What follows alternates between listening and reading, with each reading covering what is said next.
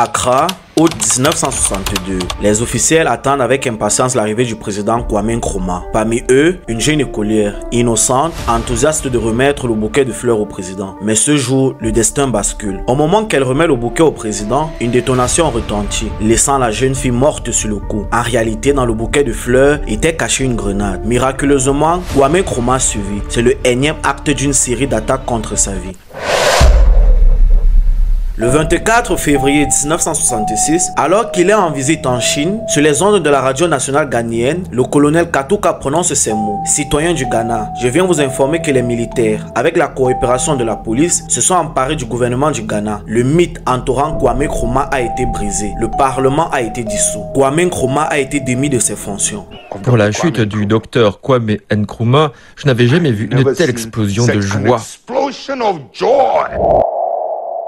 Mais comment cet homme qui s'est battu pour l'indépendance de son pays, qui a lutté pour l'unité africaine, a pu être la cible de plusieurs tentatives d'assassinat dans son propre pays? Comment et pourquoi cet homme qui a développé son pays, lui qui combat le néocolonialisme, qui est très aimé et respecté à l'échelle nationale et continentale, peut être aussi facilement écarté du pouvoir? Dans cette vidéo, on va parcourir la vie captivante de l'une des figures les plus emblématiques de l'Afrique. Restez donc bien scotchés s'il vous plaît. L'histoire de Kwame Nkrumah, c'est maintenant. Kwame Nkrumah naît le 21 septembre 1909 en Crawford, ville frontalière avec la Côte d'Ivoire, située dans le sud-ouest de la Gold Coast, colonie britannique, l'actuel Ghana. Issu d'une famille modeste, il fait ses études primaires à la mission catholique romaine. Après l'obtention de son CEP, il est remarqué par un inspecteur colonial qui l'envoie poursuivre ses études à la prestigieuse Ashimota School à Accra. Puis, il va au Prince of Wales College, la célèbre école normale de la ville. À sa sortie, il devient enseignant. Témoin et victime de discrimination et d'injustice que subissent les Africains, il commence déjà à ce moment à avoir un penchant pour la politique et un mépris pour les colonisateurs. Malgré qu'il est aussi attiré par le métier de prêtre, rêve l'habite depuis toujours d'aller continuer ses études aux États-Unis d'Amérique. Dans la foulée, il fait la connaissance du docteur Nnamdi Azikiwe, qui vient de retourner au pays après avoir fait ses études aux États-Unis d'Amérique. Il est le directeur d'un journal à Accra. Le docteur Nnamdi Azikiwe deviendra plus tard le premier président du Nigeria. Bon, c'est cet homme qui encourage Nkrumah à se rendre aux États-Unis. Nkrumah, à ce moment, n'a pas assez d'argent. Sa famille l'aide alors à payer les frais afin qu'il puisse arriver en Grande-Bretagne, car c'est là-bas qu'il doit demander son visa pour les États-Unis. À son arrivée aux États-Unis, Nkrumah n'a que 45 $. Il peut heureusement compter sur la générosité qui anime la diaspora africaine à cette époque. Il séjourne d'abord à Harlem, puis va s'inscrire à l'université de Lincoln. Et dans cette Amérique en pleine ségrégation raciale, cette université est la seule qui peut donner des enseignements de bonne qualité aux Noirs. Et malgré qu'il n'a pas assez d'argent pour payer ses études universitaires, l'université l'accepte. Brillant élève, il obtient rapidement une bourse qui amortit ses frais universitaires. Et, à côté des études pour survivre, il multiplie des petits boulots. En parallèle, il fréquente tous les milieux politiques. Et de 1942 à 1945, il est le président de l'Association des étudiants africains d'Amérique et du Canada. Nkrumah lit beaucoup les écrits de Karl Marx et de Marcus Garvey. Et il est principalement intéressé par les théories du retour en Afrique et de l'Afrique aux Africains de Marcus Garvey. Il finit par obtenir une licence en économie et en sociologie en 1939. En parallèle de son inscription dans un cursus de théologie à l'université de Lincoln, il s'inscrit en master à l'université de Pennsylvanie, de laquelle il obtient en 1943 un master en philosophie. En 1941, pendant la Deuxième Guerre mondiale, le premier ministre britannique Winston Churchill et le président des USA Franklin Roosevelt écrivent et signent la Charte de l'Atlantique dans laquelle ils affirment et reconnaissent le droit de tout peuple à choisir la forme de gouvernement sous lequel il veut vivre. Kwame Nkrumah et Nnamdi Azikiwe demandent que ce texte s'applique aussi à l'Afrique, une idée à laquelle le premier ministre britannique s'oppose fermement. En juin 1945, Kwame Nkrumah quitte les États-Unis pour Londres parce que, disait-il, il veut combattre son colon de plus près. Bon, mais peu avant de quitter les États-Unis pour la Grande-Bretagne, il rédige la brochure vers la libération nationale dans laquelle il développe son analyse du colonialisme. Celui-ci est décrit comme conséquence des besoins du capitalisme d'accéder à des matières premières au moindre coût, de disposer d'une main-d'œuvre bon marché et d'écouler les surproductions. Les discours sur la mission civilisatrice et sur l'éducation des indigènes ne sont pour lui que des prétextes pour dissimuler la réalité du colonialisme. Cette brochure fâche vraiment les colons et il la censure. Bon, une fois arrivé à Londres, il intègre le syndicat des étudiants d'Afrique occidentale et en octobre 1945, il est co-rédacteur avec le militant communiste George Patmore de la déclaration finale du Congrès panafricain de Manchester, la plus importante des conférences organisées par les Africains. Aimé Césaire, la veuve de Marcus Garvey, Kamuzu Banda, Johnson Kenyatta qui deviendra plus tard le président du Kenya et d'autres grands noms sont présents. Après le Congrès de Manchester, il sera à Paris pour parler de son idée de l'unification de l'Afrique à Léopold Sédar Senghor et à Félix Houphouët-Boigny qui se méfient directement et trouvent le projet ridicule. En 1947, les nationalistes au Ghana s'unifient et forment ensemble un parti politique, l'UGCC, Unity Gold Coast Convention. Ako Adjei, un des amis de Kwame Nkrumah de l'université de Lincoln, qui est rentré au pays et exerçant comme avocat, propose aux dirigeants du parti d'engager Kwame Nkrumah comme secrétaire salarié du parti. Ils acceptent et proposent à Nkrumah 100 livres sterling par mois et une voiture de service. Nkrumah accepte et c'est ainsi qu'en novembre 1947, Kwame Nkrumah fait son retour dans son pays natal. L'UGCC est cependant essentiellement constitué de notables et de bourgeois relativement désintéressés par les vrais problèmes des plus pauvres. Nkrumah décide alors de transformer l'UGCC en parti de masse. 3 journaux de propagande sont créés et rencontrent un grand succès. Le parti se dote d'une branche jeunesse et Nkrumah multiplie les conférences. L'administration coloniale réagit par la répression. 6 dirigeants du parti sont incarcérés et les publications de Kwame Nkrumah sont censurées. En 1948, les Ghanéens boycottent les commerces et grèves. Il y a des agitations de masse. Les marchandises importées par les Européens sont trop chères pour les locaux. Le peuple se plaint alors que les prix fixés sont beaucoup trop hauts par rapport à leur pouvoir d'achat. Kwame Nkrumah organise les manifestations. La police ouvre le feu sur les manifestants, provoquant une vingtaine de morts et des centaines de blessés. Les dirigeants de l'UGCC prennent peur et démettent Kwame Nkrumah de sa fonction de secrétaire général. Les colons l'accusent aussi d'avoir créé l'agitation. Il est ainsi arrêté et jeté en prison. Malgré qu'il est en prison, il continue de rédiger des discours anticolonialistes pour les partisans qui sont à l'extérieur. Ces discours sont lus et les Ghanéens se mobilisent et continuent de manifester. Peu de temps après sa sortie de prison, le 12 juin 1949, Nkrumah annonce devant 60 000 personnes la fondation d'un nouveau parti, le Convention People Party, CPP, avec pour objectif l'indépendance du pays. Nkrumah appelle encore au boycott et à la désobéissance civile, mais dans la non-violence, ce qui va quand même lui valoir d'être arrêté encore par les autorités britanniques en 1950 et jeté à la prison de James Ford, où il est condamné à 3 ans de prison. Malgré qu'il est en détention, les grèves et les manifestations organisées par son parti, la CPP, aboutissent cette même année à la promulgation d'une nouvelle constitution prévoyant une assemblée législative dont 75 membres seront africains et aussi l'organisation des élections municipales. Le 8 février 1951, le CPP obtient 34 des 38 sièges du conseil municipal d'Accra et remporte également les législatives. Étant en incarcération, Kwame Nkrumah profite d'une faille juridique pour être candidat à Accra central et il y obtient 95% des voix. Avec les Ghanéens qui veulent l'autodétermination, Kwame Nkrumah devient la première personnalité du pays juste après le gouverneur anglais Charles Arden Clark. Il est donc chargé des affaires gouvernementales. Mais il y a un problème, Kwame Nkrumah est en prison. Les Ghanéens font donc des marches et mettent la pression sur l'administration coloniale qui se retrouve obligée de le libérer. À sa sortie de prison, Nkrumah fait du Nkrumah. Il multiplie encore des conférences, au cours desquelles il réclame l'indépendance du pays et devient ainsi de plus en plus populaire. En se basant sur sa politique d'africanisation de l'administration, il licencie les fonctionnaires blancs et emploie des Ghanéens. Il décide de développer les infrastructures du pays. C'est ainsi que le domaine de l'éducation et celui de la santé enregistrent de véritables progrès. En 1954, il permet aux femmes d'avoir le droit de vote. Après les élections législatives de 1956, le CPP, qui compte déjà plus de 700 000 membres, remporte les 3 quarts des sièges. Avec tout ce succès, Kwame Nkrumah multiplie alors les conférences et oblige les Britanniques à donner l'indépendance à la Gold Coast. Indépendance qui est proclamée par lui-même le 6 mars 1957. Que ceux qui portent un chapeau l'enlèvent. Écoutons l'orchestre jouer notre hymne national. Et à partir de maintenant, cet hymne national est l'hymne national de la Côte de l'Or qui sera joué à toutes les occasions.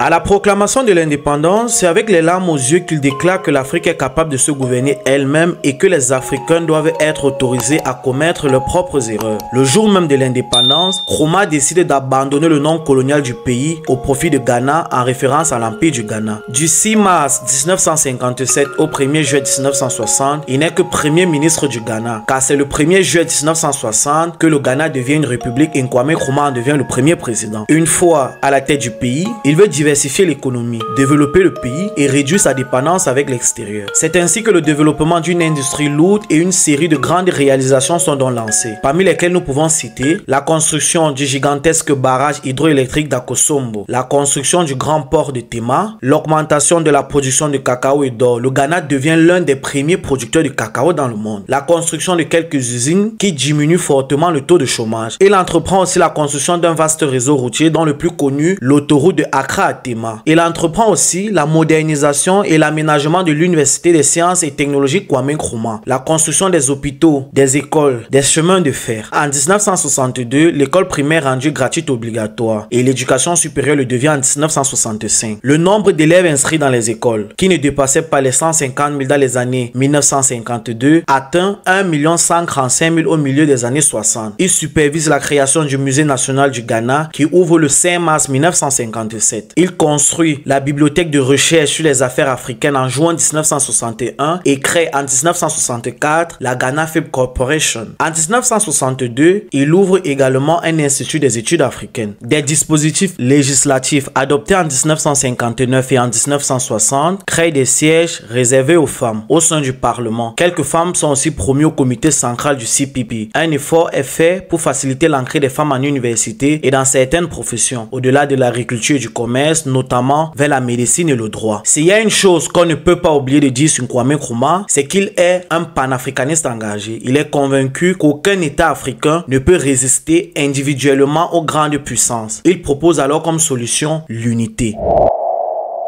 En 1958, il organise alors la 7e conférence panafricaine qui est également la première conférence des États indépendants d'Afrique. En plus de revendiquer l'indépendance immédiate de l'Afrique tout entière, il prône la formation d'une identité suprême et commune à tous, les États-Unis d'Afrique, qui permettrait au continent de devenir l'une des plus grandes forces du monde. La même année, après le nom de Sékou Touré au référendum pour la communauté africaine proposé par Charles de Gaulle, la France décide de vider le pays, laissant ainsi la Guinée dans une mauvaise situation économique. Nous disons de façon publique que nous préférons la liberté dans la pauvreté à l'opulence dans l'esclavage. L'exemple de la Guinée de Sékou Touré est très intéressant parce que voilà un homme qui a pris au mot le général de Gaulle, à savoir que chacun pouvait dire oui ou non, mais il a pu expérimenter quelles étaient les conséquences de dire non. À partir du moment où il a manifesté sa volonté de quitter le système qui a été mis en place par De Gaulle-Focard, eh bien, c'est extraordinaire qu'il est mort de mort naturelle, parce qu'il a été fait l'objet de complots continuels, de déstabilisation continuelle. Tout ce qu'on peut imaginer a été fait en fait, je peux dire par la France, avec à la manœuvre Jacques Focard. Il est le premier à apporter son soutien à la Guinée indépendante d'Ahmed Sékou Touré en lui accordant un prêt de 10 millions de livres sterling. Malgré qu'à ce moment la situation économique au Ghana n'est pas très stable, il déclare que c'est un impératif de céder entre Africains. Il tente un premier pas vers une réalisation concrète du panafricanisme en formant le 1er mai 1959 une union avec la Guinée, rejointe le 24 décembre 1960 par le Mali. Mais cette union ne va pas connaître un grand succès car les autres dirigeants refusent de le suivre. Notamment les deux hommes qu'il a rencontrés à Paris quelques années plus tôt, Félix Houphouët-Boigny et Léopold Sédar Senghor. En 1961, il publie son livre I Speak of Freedom, dans lequel il dit « Divisés, nous sommes faibles, mais unis, l'Afrique pourrait devenir l'une des plus grandes forces pour le bien dans le monde ». En 1963, il publie son livre Africa Must Unite, dans lequel il réitère ces mots « L'Afrique doit s'unir ». La même année, il participe activement avec Sylvanus Olympio à la rédaction de la charte de l'Organisation de l'Unité africaine. En 1965, Nkrumah analyse les rouages du capitalisme monopolistique international en Afrique et démontre que le néocolonialisme insidieux et complexe soutenu par certains dirigeants africains est encore plus dangereux que le vieux système colonial. Pour prévenir, il publie cette même année un livre intitulé Le néocolonialisme, dernier stade de l'impérialisme. Au Cameroun, les membres de l'UPC anticolonialistes qui réclament une vraie indépendance du pays sont traqués par l'armée française et les troupes du président Amadou Ahidjo. Kwame Nkrumah est le seul à leur apporter un soutien financier.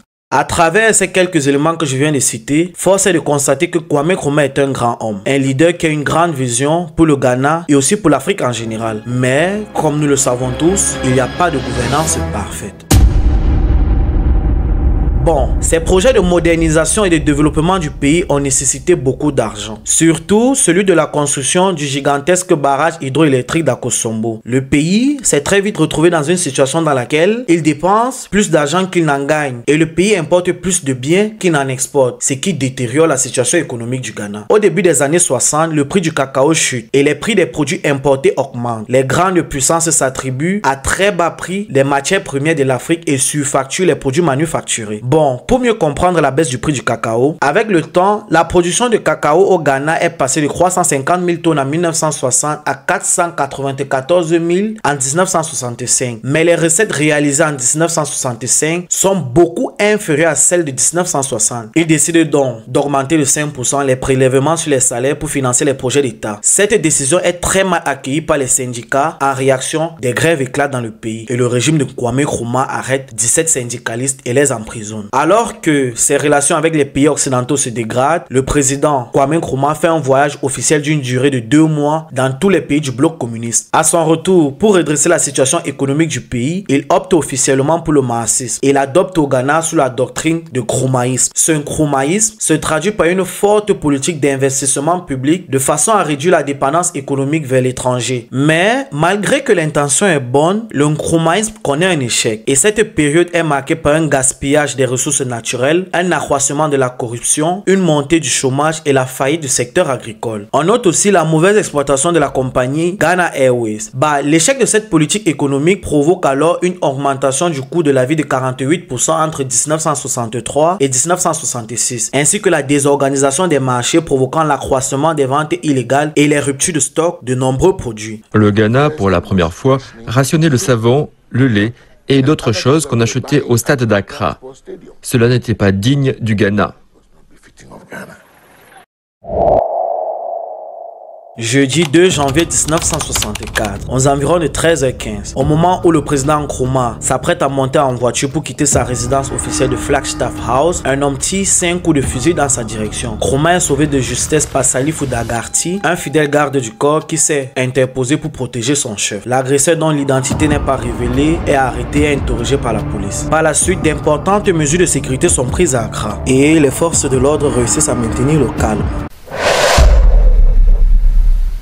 À cause de l'échec du Nkrumahisme et le désastre économique qui secoue le pays, Kwame Nkrumah est de plus en plus contesté et même abandonné par ses proches collaborateurs. Et avec les tentatives d'assassinat qui se multiplient contre lui, il durcit son régime. En 1964, il adopte le parti unique, consolidant ainsi son pouvoir et supprimant l'opposition. Il se déclare président à vie et supprime la liberté de la presse et les libertés civiles. Il fait voter la loi sur la détention préventive, qui lui donne ainsi le droit d'emprisonner une personne sans procès s'il juge la personne comme une menace. Il emprisonne ainsi plusieurs opposants et d'autres sont obligés de s'exiler comme le leader de l'opposition, Kofi Bouzia. Il devient beaucoup plus autoritaire. Il encourage un culte de la personnalité. Il se présente ainsi comme un leader infaillible et indispensable, le Zagifo, le libérateur. En 1964, la Somalie est en plein conflit avec l'Éthiopie. L'Algérie a les problèmes avec le Maroc. Au Gabon, après le coup d'État, la France remet le francophile Léomba au pouvoir. 1964, c'est un coup dur pour Kwame Nkrumah. Il commence à douter de son plus grand projet d'unité africaine. Et après l'assassinat de Sylvanus Olympia en 1963, il se renferme de plus en plus sur lui-même et ne fait plus confiance à quelqu'un. Au Ghana, il veut décider de tout. Parfois juste sur le coup de son intuition, sans preuve, il destitue et emprisonne de nombreux hauts fonctionnaires, les suspectant d'être en contact avec les puissances impérialistes. Les intellectuels et la bourgeoisie ghanéenne à ce moment sont contre ces dérives dictatoriales, contre ces pratiques. De ce fait, une nouvelle opposition contre Kwame Nkrumah naît, grandit de jour en jour, mais reste très silencieuse. Ayant déjà de très mauvaises relations avec Londres et Washington, il s'attire encore comme ennemi les élites de son propre pays. C'est ainsi que le 24 février 1966, alors qu'il est en voyage en Chine, Nkrumah est renversé sans aucune résistance par un coup d'état militaire orchestré par la CIA. Juste après le coup d'état, son ami Sékou Touré envisage d'envoyer ses militaires au Ghana pour remettre le pouvoir en Kwame Nkrumah, une idée à laquelle s'oppose Félix Houphouët-Boigny de Côte d'Ivoire. Sékou Touré nous demande à nous